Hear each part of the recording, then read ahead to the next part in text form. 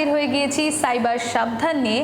আর আজকে তোমাদের সামনে যে বিষয়টি আমি তুলে ধরবো সেটা হচ্ছে ক্রাইম ওয়ার্ল্ড। দিনের পর দিন ক্রাইম রেট অত্যন্ত হারে বাড়ছে এবং ক্রিমিনালরা তারা কিভাবে নিজেদের মধ্যে কমিউনিকেট করছে সেটা জেনে যেমন তোমার আমার কাজ নেই, কিন্তু তোমার আমার কাছে যে বিষয়টা অত্যন্ত ইম্পর্টেন্ট, গুরুত্বপূর্ণ, সেটা হচ্ছে এই ক্রিমিনালরা যেভাবে কমিউনিকেট করছে তার ফলে তোমার আমার মতো আমরা যারা সাধারণ মানুষ রয়েছি, কমন পিপল রয়েছি, তারা কিভাবে বিপদে পড়ছে বা আমরা নিজেদের বিপদ ডেকে আনছি। আমার এই প্রশ্নের উত্তর দেবে আমাদের সঙ্গে রয়েছে সাইবার এক্সপার্ট শ্যামজিৎ মুখোপাধ্যায়।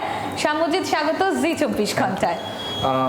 বিষয়টা হচ্ছে এখন ক্রাইম মানে যে পরিমাণে ইনক্রিজ হচ্ছে সেটার একটা বড় কারণ হচ্ছে মানুষের মধ্যে অ্যাওয়ারনেসের পরিমাণটা খুবই কম। মানুষ বুঝতে পারছে না। আমরা প্রত্যেকেই ডিজিটাল ওয়ার্ল্ডে বসবাস করছি, কিন্তু কিভাবে সেই জিনিসগুলো হ্যান্ডেল করা উচিত সেগুলো কিন্তু খুবই মুশকিল। এবং এগুলো কিন্তু যারা এই সব ধরনের অসাধু কাজকর্ম করছে তারা কিন্তু টার্গেট করছে একটু যারা এই বিষয়ে খুবই কম কিন্তু বাধ্যতামূলকভাবে এই ডিজিটাল ওয়ার্ল্ডের সাথে কানেক্টেড হতে বাধ্য হয়েছেন তাদের ওপরই। যেটা সবচেয়ে বড় কারণ হচ্ছে, সবচেয়ে মেন চাপের ব্যাপার সেটা হচ্ছে আমাদের ব্যাংকিং সেক্টরে যেসব প্রবলেম হচ্ছে। এই যে ক্রাইম ওয়ার্ল্ড যে কমিউনিকেশন করছে নিজেদের মধ্যে, আমরা যখন বিভিন্ন কেসে ইনভেস্টিগেশন করে দেখতে পারি এরা হিডেন মেসেজ করছে। আচ্ছা, লাইক একটা মেসেজ, একটা ছবি আপনাকে পাঠালাম, বিরাট কোহলির একটা দেখা গেলো ছবি পাঠালাম বা কোনো মানুষের একটা ছবি পাঠালাম, আপনি দেখছেন ওটা নর্মাল একটা ছবি ডাউনলোড করলে রেখে দিল, বাট ওই ছবির পিছনে ওরা মেসেজটাকে হাইড করে দিচ্ছে। আপনি কিন্তু জুম করে ওটা দেখতে পারবেন না। ওটাকে এক্সট্র্যাক্ট করলেই আমরা কিন্তু ওই ফটোর মাঝখানে কি বিভিন্ন টুলস আছে, সেই টুলস দিয়ে ওই ফটোটাকে যদি এক্সট্র্যাক্ট করি তখন ওই ফটোর মধ্যে কী মেসেজ আছে সেই টেক্সট ফাইলটা বেরিয়ে আসবে। এইভাবে কিন্তু তারা কমিউনিকেট করছে। এবং মানুষের বিপদটা কোথায়, আমরা সকলেই সাবধানতার জন্য প্রথম মান বলি, ব্যাংক বলি, সব জায়গায় বলা হচ্ছে যে কোনো লিঙ্কে ক্লিক করবেন না। আপনি চোখের সামনে আপনাকে যদি হোয়াটসঅ্যাপে কোনো কেউ লিঙ্ক পাঠায়, আপনি দেখতে পেলেন, আপনি ক্লিক করলেন, বিপদে পড়লেন, বা দেখতে পেলেন আপনি ক্লিক করলেন না, নিজেকে সাবধান এবং আপনি সুরক্ষিত থাকলেন। কিন্তু যদি আপনাকে সকালবেলা আপনি দেখতে পাবেন, আমার যারা বাড়িতে একটু ওল্ড এজ পারসন, সকাল থেকে ফোনে গুড মর্নিং মেসেজ 12টা অবধি আসে, গুড আফটারনুন মেসেজ আসে, গুড নাইট মেসেজ আসে, আসতেই থাকে। মানে এটা দৈনন্দিন জীবনে সবার বাড়ির ঘটনা। কখনো কখনো কেউ ইরিটেট হয়ে যায়, ছোটো মানে কেন রোজ রোজ ফটো পাঠান, নতুন নতুন গ্যালারি ভরে যাচ্ছে। কিন্তু একটা দেখবেন ফটো আপনার কাছে যদি একটা মানুষ পাঠায়, ওই ফটোটা গুড মর্নিং মেসেজটা আর 5 দিন পর অন্য একটা লোক পাঠাচ্ছে। কিভাবে জিনিসটা সার্কুলেট হচ্ছে, এইভাবে ওরা কোনো একটা ফটো বা কিছুর মাঝখানে লিঙ্ক ঢুকিয়ে আপনাকে মার্কেটে ওটাকে ওরা পাবলিশ করে দিচ্ছে। এবং মানুষ এই ফটোগুলো এতটা ক্যাচি হয়, মানুষ ওরা ডাউনলোড করে শেয়ার করতে শুরু করে। যেমন বিভিন্ন ইভেন্টের ক্ষেত্রে যে দিনগুলোতে এই ধরনের ক্রাইমে আমরা দেখতে পাই, যেটা হচ্ছে প্রথম দিন হচ্ছে বিজয়া সম্মেলনের সময়, দুর্গাপুজোর সময় কি করছে মানুষ, সবাইকে ওই সময় পাঠাবে, উইশ করছে, বা বিভিন্ন রকম ফেস্টিভ্যাল মানে ফেস্টিভ ডেগুলোতে মানুষ বেশি ফটো শেয়ার করছে, ওই ডেটগুলোকে ওরা টার্গেট নিচ্ছে এবং বিভিন্ন ধরনের এই ধরনের সার্কুলেট লিঙ্ক অ্যাড করা ফটোগুলোকে ওরা শেয়ার করছে। এই লিঙ্ক যেই মুহূর্তে ডাউনলোড হচ্ছে এবং আমাদের ফোন যখন কম্প্রোমাইজড হয়ে যাচ্ছে, তার ফলে ব্যাংক কম্প্রোমাইজড হচ্ছে। এরা কি করছে মেনলি, এইখানের ফোনটার কম্প্রোমাইজ নেওয়ার পরে এরা ফোন করে, আপনি আমি কি জানি যে ওটিপি বলবো না, এরা বলছে আমি ব্যাংক থেকে বলছি আপনি আমার ওটিপি বলবেন না, কিন্তু কেউ জিজ্ঞেস করলে বলবেন না। আপনার মধ্যে কি কনফিডেন্স তৈরি হচ্ছে, আপনার ফোনের অ্যাক্সেস আমার কাছে অলরেডি আছে। এবার ও বলছে আপনার কিছু সমস্যা হলে আপনি আমায় জিজ্ঞেস করুন, আপনাকে আমি গাইড করছি, বাট আপনি ওইখানে লগ ইন করে না ওইখানটা একটু চেক করুন, আপনাদের ব্যাংকের একটা কিছু গন্ডগোল ঘটেছে।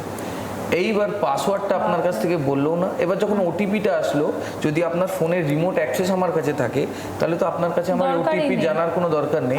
প্রথমে কি ট্রাস্ট বিল্ড করাচ্ছে, তারপর মানুষের থেকে অটোমেটিক্যালি সেই জিনিসপত্রগুলো কালেক্ট করে নিয়ে, ইনফরমেশনগুলো কালেক্ট করে নিয়ে এরা নানা রকম ব্যাংক ফ্রড করছে, গ্যালারি সার্চ করছে প্রচুর মানুষ, যেটা হচ্ছে ইউথের জন্য সবচেয়ে বড় একটা মুশকিলের বিষয়। অনেকে মনে করে ফর বিভিন্ন কন্টেন্টে অনেক প্রাইভেট পিকচার লোকে এখন ফোনে সেভ করে রাখে। এরা ওই ফটোগুলো যেই টার্গেট করছে সব কিছুরই কিন্তু লাস্ট এন্ডে গিয়ে কিন্তু একটা মানিটারি ফ্রডের জিনিসই থাকে। মানিটারি ফ্রডের ছাড়া এই ধরনের লোক কোনো ধরনের কিছু কাজ করে না, এত টেকনিক্যালি কাজ কেউ করে না। মানে রেপুটেশন ম্যালাইন করার ভয় দেখিয়ে একদম কি করবে, এক্সট্রাক্ট করা, একদমই তাই। সবটার পিছনে থাকে যে লাস্টে গিয়ে একটা মানিটারি ট্রানজ্যাকশন, ওর কাছ থেকে কিছুর ইনকাম করতে হবে। এইভাবে ওই ফটোগুলো কালেক্ট করে তারা নানাভাবে এই সমস্যাগুলো করছে। এবার মেন বিষয় হচ্ছে সকলে ভাবছে যে আমি এখান থেকে কি করে বাঁচবো বা ফটোগুলো কি করে থাকবো। আমাদের ফোনে যে অপশন রয়েছে অটো ডাউনলোড, হোয়াটসঅ্যাপে ওটা off করে রাখতে ওটাকে অফ করে রাখা উচিত, যাতে অটো ডাউনলোড না হয় এবং এই ফটোতে আমি ক্লিক না করি যেগুলো আমার প্রয়োজন নয়। অপ্রয়োজনীয় জিনিস ডিজিটাল ওয়ার্ল্ডে যত আমি যেটা আমার জানা নয় সেইখানে আমি জানি বলে সেটা টেস্ট করি, এই জায়গা থেকে এখন দূরে থাকতে হবে। যে মুহূর্তে আমি কোনো একটা নতুন জিনিস টেস্ট করব বলে মনে করি এবং যদি আমার ফোনে আমার যাবতীয় তথ্য যুক্ত থাকে এবং ব্যাংক থেকে শুরু করে সব কানেক্টেড থাকে, তাহলে কিন্তু বিপদ এলে কিন্তু একদিক না বিভিন্ন দিকভাবে যেতে পারে। সেই দিক থেকে সুরক্ষার জন্য হোয়াটসঅ্যাপে এই ধরনের অটো ডাউনলোড বা এই বিভিন্ন রকমের আননোন পার্সন থেকে আসা ছবি, অ্যাডভার্টাইজমেন্ট, এনিথিং, শুধুমাত্র ফটো না ভিডিও হতে পারে, সুতরাং এইগুলো ডাউনলোড করা অফ করতে হবে এবং সেগুলোকে যদি মানুষ একদম এড়িয়ে চলে তাহলে কিন্তু এইগুলো থেকে অনেকভাবে বাঁচতে পারে। Thank you so much Shyamjit ছিল আমাদের সঙ্গে। দুটো কথা আমি যাওয়ার আগে আরও একবার বলে দিতে চাই, আমাদের দর্শকরা প্রচুর উপকৃত হবে এবং বিশেষ করে ইউথ যাদের জন্য এই প্রোগ্রাম। তোমাদের গ্যালারি সুরক্ষিত রাখো, হোয়াটসঅ্যাপ সুরক্ষিত রাখো, আর এই যে অটো ডাউনলোড সেটা তোমরা ডিসেবলড করে রাখো, সেটাতে একমাত্র তোমাদের বাঁচার পথ। তাহলে অকারণে গ্যালারিও ভরবে না ভুলভাল মেসেজে বা ফটোস বা ভিডিওসে। তার পাশাপাশি যেটুকু শুধু তোমাদের দরকার তোমরা সেটুকুই নিজেদের কাজের জন্য ডাউনলোড করে নিতে পারবে। এবং ব্যাংক ফ্রড থেকে শুরু করে সমস্ত ধরনের যার এন্ড পয়েন্ট গিয়ে একটাই জায়গায় দাঁড়ায়, সেটা হচ্ছে মানি এক্সট্রাকশন, সেই জিনিসটা অন্তত বন্ধ হবে। অর্থাৎ তোমাদের কোনোভাবে কোনো রকম ভয় নেই। কিন্তু যদি এই ধরনের কোনো ঘটনা ঘটে থাকে তাহলে কি করবে? সবার আগে পুলিশের দ্বারস্থ হবে।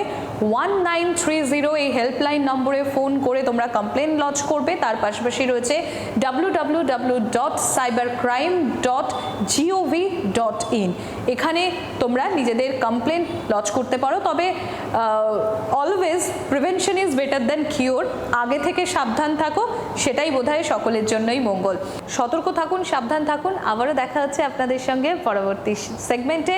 Till then, take care. বাংলার আওয়াজ, বাঙালির আবেগ, জি 24 ঘন্টা।